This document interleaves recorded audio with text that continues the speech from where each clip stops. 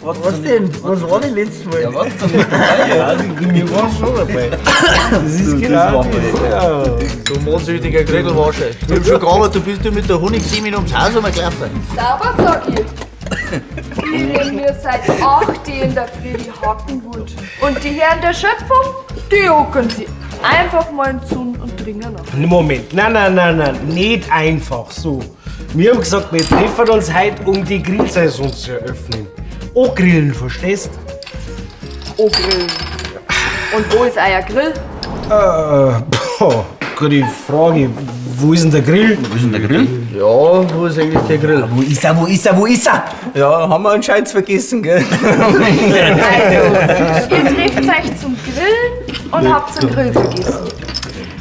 Sehr intelligent, wirklich. Aber ihr habt schon auf Weg nur da, oder? Ja, wir haben einen Glut.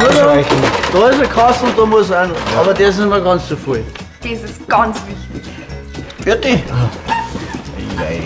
Also ich muss schon sagen, Respekt. Du bist wirklich eine sehr verständnisvolle Frau. Hut ab.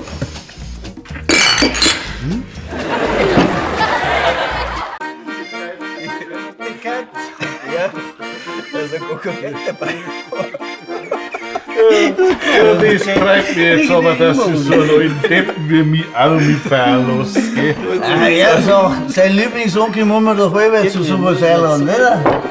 Jetzt muss ich dich aber schon blöd fragen, wann heiratst du eigentlich? Weil eine Hochzeitseinladung haben wir alle noch nicht gekriegt.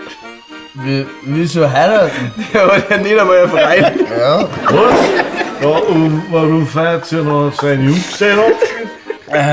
Achso, du meinst wegen JGA? Ja, genau das. Weißt du, Junggesellenabschied. Ja, für andere schon. Bei uns heißt es, jetzt gibt's Alkohol. Wo gibt's einen Alkohol? Auch bei uns. Weißt du, aber wir können ja nicht ohne Grund saufen. Und wenn wir keinen haben, dann finden wir einen. Ihr seid so gut. Ja, Prost, Pump.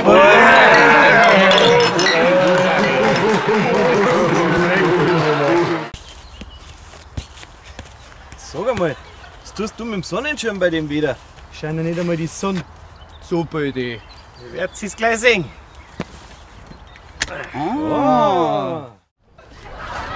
Nein, so ein Sonnenschirm ist schon halb was praktisch, gell? Ja. Einmalig. Ja, ich würde sagen, auf unseren Schirmherrn. Auf alle Fälle, auf den Schirmherrn. Prost. Prost euch.